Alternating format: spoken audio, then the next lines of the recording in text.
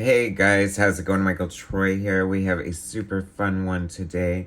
This is the Incredible Hulk and Wolverine, a reprint of the first appearance of Wolverine in the Hulk comic book from Marvel's Comics 25th anniversary in 1986.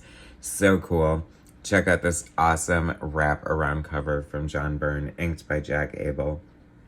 And see, I managed to work John Byrne into the episode somehow.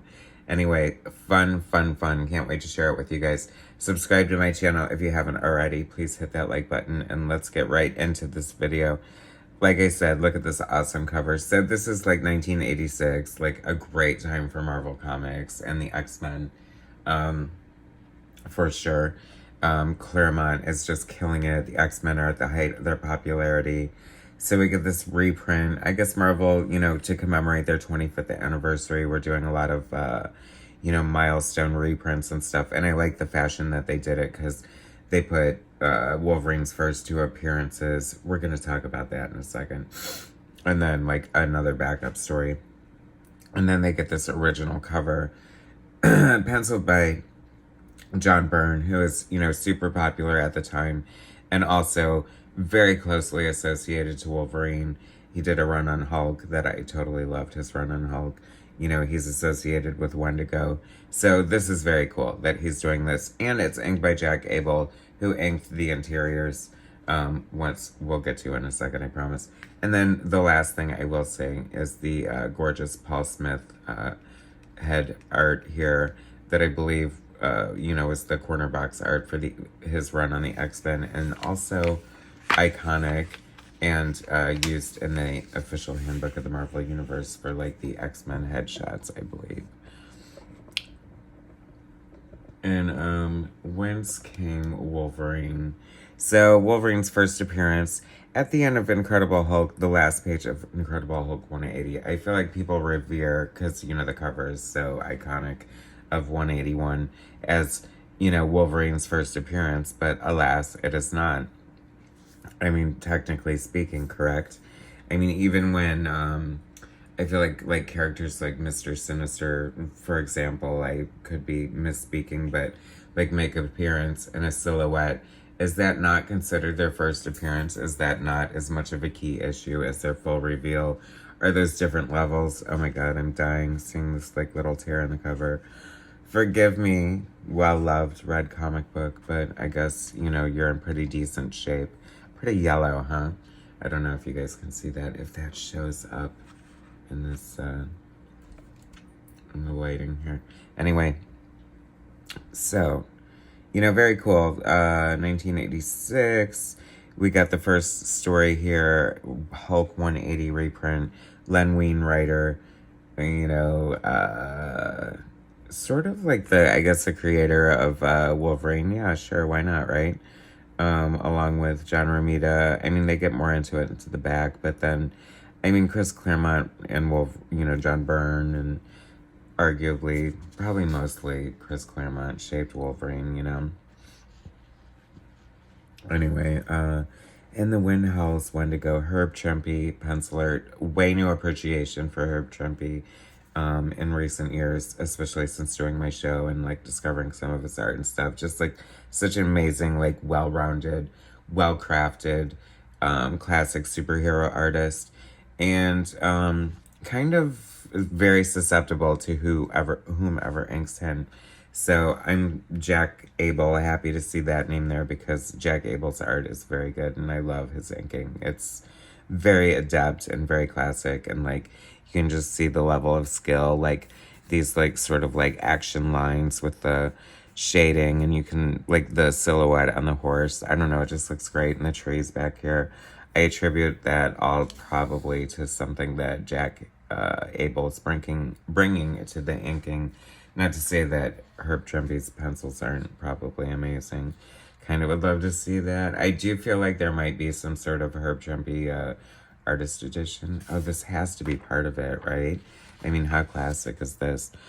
Artie Simek, letterer. Loving the letters so much. I love it. It's just like, it's fairly simplistic, been deep diving in ElfQuest lately, reliving it because I love ElfQuest, because reignited from that, John Byrne issue that was done, couple of collaborations actually, then got the chance to interview Wendy Pini. Look for it in my list if you are interested. But anyway, she kind of said her lettering was awful, but I love it. Like, it's hand lettering is just amazing, especially when done well. Like, it is. There's such an appreciation for it. Like, there's so many great letterers from this era, and I really like Artie Simic's lettering. It's very straightforward, very like almost I feel like what you might see in like a daily comic strip or something, but I really like it.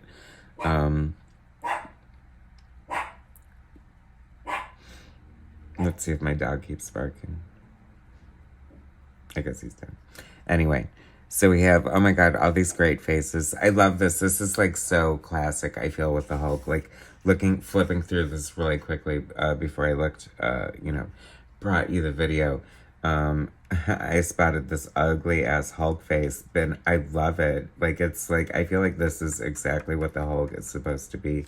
And the inking, once again, Jack Abel just like bringing so much to the plate, like the fine feathering here and just like the smooth lines. It's just like beautiful. You can see the brushwork and the hair. Oh, it's so good. The textures. Like, this is a very, very skilled inker. I would love to see this printed better. I'm sure it's been printed better in many forms. I mean, it's got to be part of like a Wolverine omnibus. Naturally, one would hope, one would think. But I mean, great storytelling. The Herb Trimpe is like arguably one of the best Hulk artists. Although I'm falling in love with Sal Buscema's Hulk concurrently with this. So be on the lookout for some good Sal Buscema videos coming up, because he is like one of my new favorites. That I feel like I always loved his art, but from a distance, like I sort of took it for granted. You know what I mean? Like, if I was gonna have Sal Buscema's New Mutants, I loved it just fine. But then, like, completely like felt like blown out of the water by like Bill Sienkiewicz. But now looking back on it, I mean, like, once again, such a classic comic book artist, and another comic book artist who is like really susceptible to the inker. Gosh, I have to say, like, this is really like I don't feel like this is something that, even as an X-Men fan, Wolverine was arguably more my brother's X-Man. I had more like Colossus and Storm, and Nightcrawler and Kitty. Well, and then there came Rogue. I mean, I don't know. I love them all, right? But anyway, but this is, mostly known for Wolverine's like first appearance. But I have to say, like, it is so beautifully drawn, and it is like such a classic, like, great Hulk story. I just like love kind of like Hulk being Hulk, like out in nature and just like, fighting like wildlife and the elements, and just like, this is so beautiful. Look at the like use of blacks and the silhouettes and the wildlife. Speaking of ElfQuest, right? This could be a panel out of ElfQuest. Hulk just in the background. Kirby feet. Anyway, if you know, you know. Look at the muscles and the Hulk's back. I love this. That is so cool. Like, this is such a great comic book art. Like, really great classic comic book art. Is anybody doing art like this right now? Like, who's doing art similar to this? Like, do I want to say, like, perhaps Apollo Rivera or somebody like that? I mean, this once again, and this is something I stress a lot in my videos, because I'm always talking about the art, of course. But look at that amazing Hulk face. This is exactly what I want for my freaking Hulk right here. This is so good. Like, all the classic of elements of the Hulk coming together for me. You've got like the military aspect, the desert, the freaking monster looking Hulk. Like, Hulk should be a monster, right? He should be scary. He shouldn't be like this handsome Mark Ruffalo. Although I can't lie, I do love that version. So I guess there's room for them all, but like, it's always so much more enjoyable for me, like when the Hulk is on like this rampage and like tearing shit up, right? Everyone loves that version the most, let's face it. Really, really, really nice looking art here. Thunderbolt, of course. Thought balloons. Oh my god, it's so nice to see thought balloons. Classic elements of comics that, of course, you know, that I love and continue to love and made me fall in love with comics. Things that taught me how to read and just like fun, you know. It's like flipping a switch. Like it's like a transportation, a teleportation to another world. Like arguably, oddly, like a 2D world, but there's such an appreciation for the art that you can somehow get lost in it. Like, you know, I think that people don't honestly know what they're missing in a way with comic book art because there's so much like beauty in it. I guess you just have to love art, really. But, you know, there are some people, like I know plenty of people who definitely are probably more invested in the story and the art is kind of incidental to them. They probably take it for granted or appreciate, you know, some better art more. But let's face it, it's such a visual medium that it's hard not to just be drawn into the art. There is a lot of green going on here. But it's kind of like got a blue twinge in there. So that's kind of like, I am liking that. Like, this is really good. Like, this really, really, like, stands out as, like, you know, obviously we're not reading it, but it could be terrible. But I feel like, obviously, in Herb Trimpe is, you know, an amazing comic book storyteller in that the flow of the storytelling is natural, and if you cannot tell exactly what's going on, you have a general idea of what's going on. Like, you can sort of sense the journey happening here. Hulk's about to eat this brew, drink this brew. I don't know what's up with that, but you know, oh, he's gonna be laid out for a little bit. And that is like Herb Trimpe is bringing the monster element of this book so good. And it's funny because it is clearly done on purpose with intention to make these monsters. You know, they are monsters. Great silhouette here. Love that. Great, like, comic book trope, right? Wish that would have been open right there and there. That would have been, like, utter perfection. Aside from that, the only critique, great hands, like Kirby vibes, right? That's, like, the power and action of comics. That's how you make, like, a 2D comic book leap off the page. And this is before... and this is the confines of printing. Back in the day, they did not have the ability to do full bleed to the edge of the page. But still, it's still popping out. It's like leaping at the camera. I love it. I think it is so good. Such great storytelling. And that's why I said, like she has a really pretty face. That's, and you know, he's whatever. But that's what I'm saying. Like, these faces, they're almost like arguably like crude in the sense that it could almost be looked at like and be thought like, is this just done by someone who can't draw very well? Or they're almost childish in a way, but they're so great because of that. At the same time, I think it adds to the sort of monstrosity of it all. Look at the beautiful ink work in there. Jack Abel, oh my gosh, loving the sound effects and the lettering. This is so on point. And once again, you know, this is like more traditional comic book storytelling, and Herb Trimpe is just killing it all over the place. Like, it is no wonder. Like, this book, thank God it is so good, because, you know, there's so many other books that probably, I don't know, you know, what era, whatever, but like, you know, maybe some more modern popular characters whose stories and first appearances may not be, you know, that what do you call it, high on quality. So I just think this really stands up. I would love to see this black and white art. I know it is fantastic. I think just the level of skill and sort of precision and like just like, look at the inking. Like, he inked the hell out of this. Oh my God, this is so great. Like, I feel like, okay, you kayfabe wrestling fans, I feel like this fight is strictly for you right here. This is like screaming WWF to me. Oh my God, just like throwing large objects at each other. That like sidekick, that is so awesome. I love his face there. I love Wendigo saying his own name. Like, that is so funny. I'm sorry, but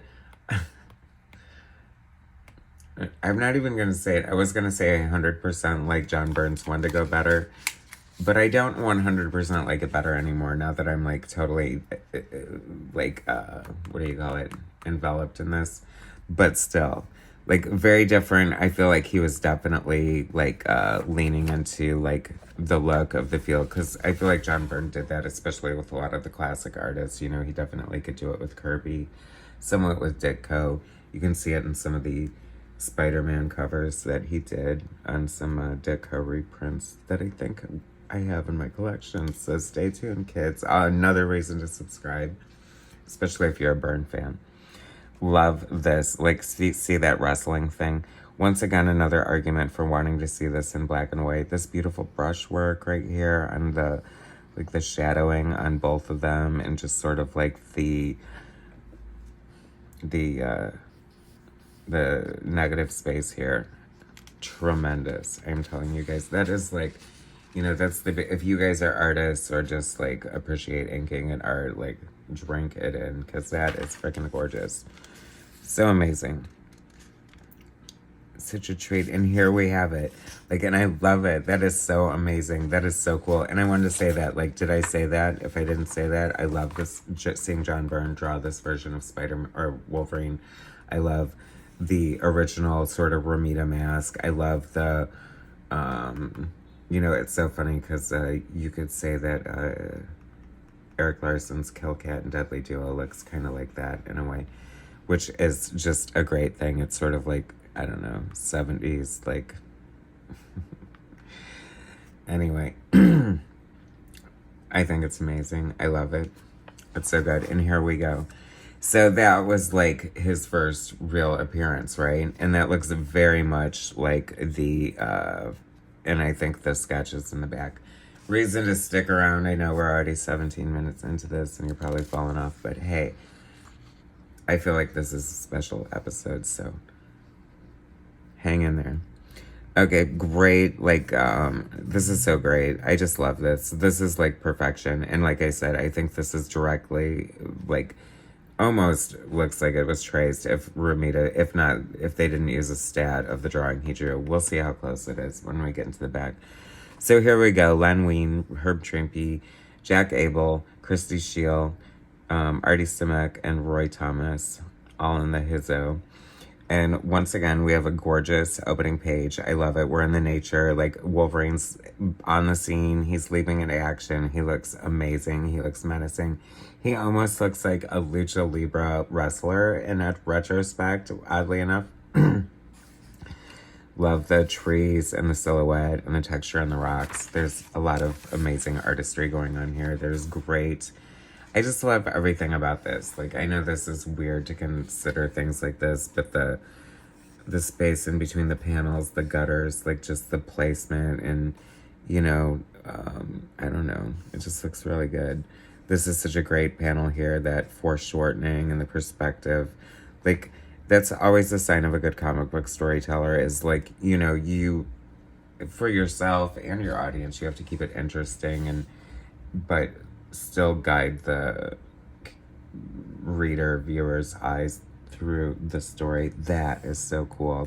It's so interesting to choose this sort of, because your eye is supposed to do like this zigzag thing, but choosing to have him hit him, you have to like sort of look back at the action. So that is really great. I feel thoughtful storytelling. I'm imagining at this point we're doing like the Marvel way, where they sort of discuss the script, or, you know, like Len Wein might write, you know, Wendigo fights Hulk, this happens, that happens, but then like the artist is usually responsible for the choreography, depending. I mean, Len Wein could have been one of those writers at the time who worked full script. I don't know when they went full, you know, Marvel style, but it was pretty prominent. Probably around this time. I don't know. Great panel there. Totally trouncing Wendigo. Wolverine is fierce, tiny but mighty. That is how he was introduced. He is a Wolverine. You do not F with him. And he is going toe-to-toe without thinking twice. Claws out, fully extended, just like full of quips and piss and vinegar. Wolverine is gonna kick your ass. Like this here, that is really cool. I love that. That's a great Hulk face there. That is so great. And this deep, like, bluish green color for the sky in the background. There is nothing wrong with this comic book. I will tell you that. I'm so happy I found this. That is killer. 100% new appreciation for Wolverine's first appearance. He is the best there is at what he does. This is so good. I'm getting like John Buscema, Sal Buscema vibes. And like, it speaks to the fact that while all these artists were definitely great in their own right, I don't know how, how much they were beholden. I think they were to a certain amount. You know, Marvel did set this sort of precedent for a house style. You know, at one point it was Kirby. Romita Sr. was the art director for a while, so he might have guided it. I think, you know, John Buscema, obviously the artist of How to Draw Comics the Marvel Way, might have set a precedent as well.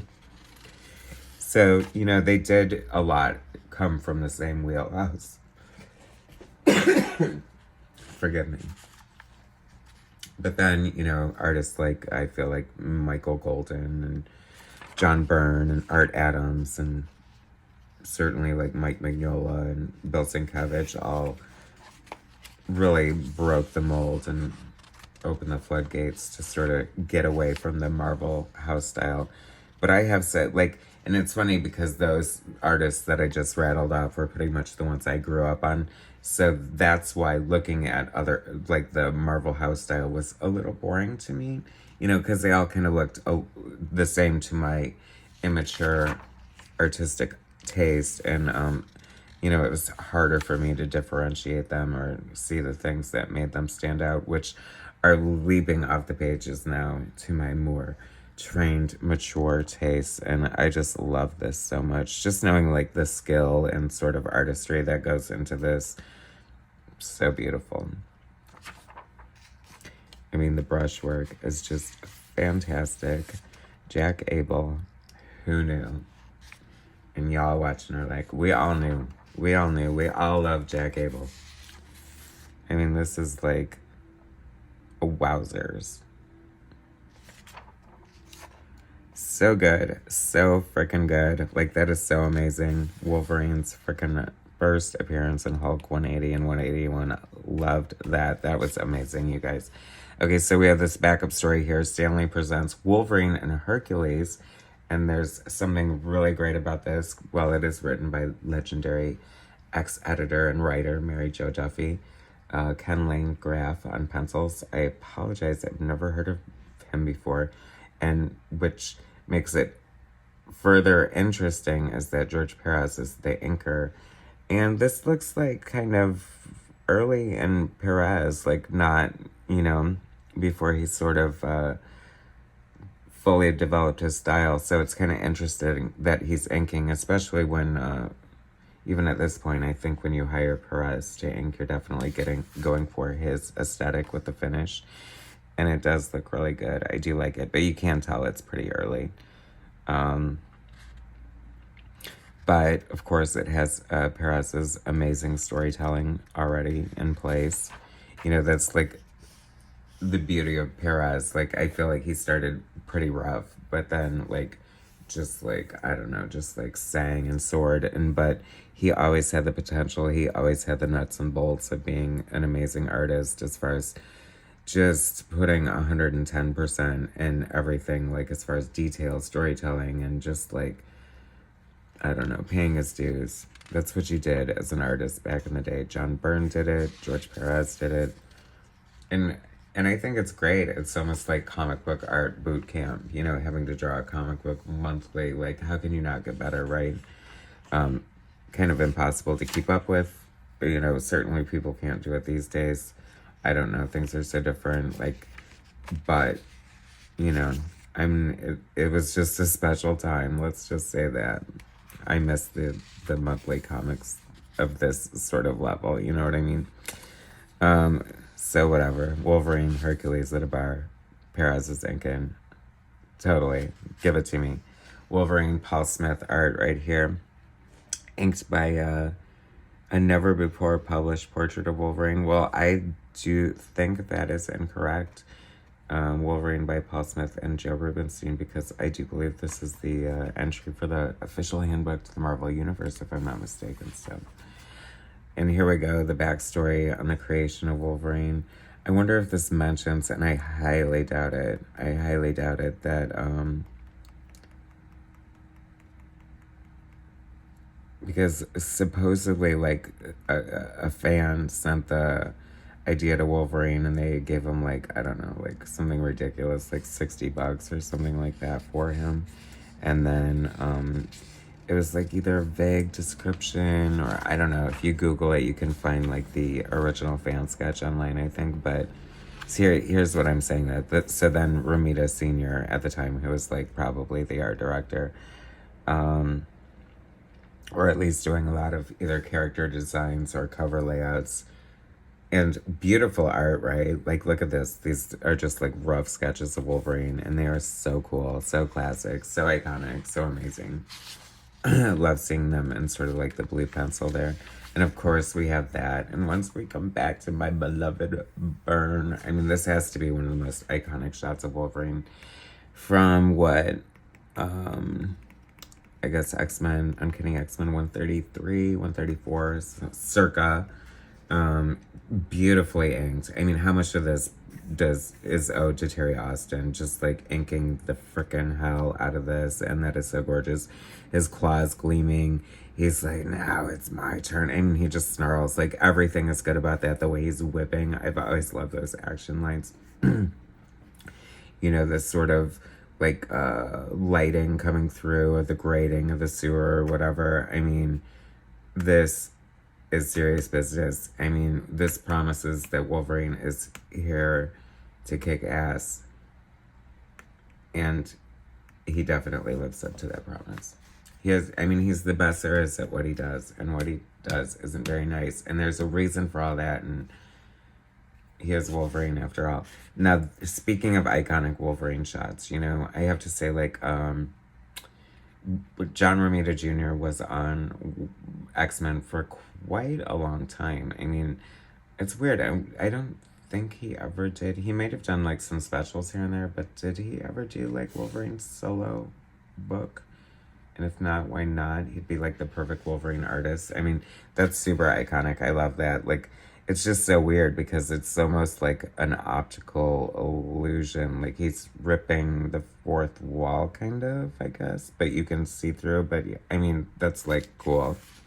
And a little evocative like that. Good placement. Good eye, editor.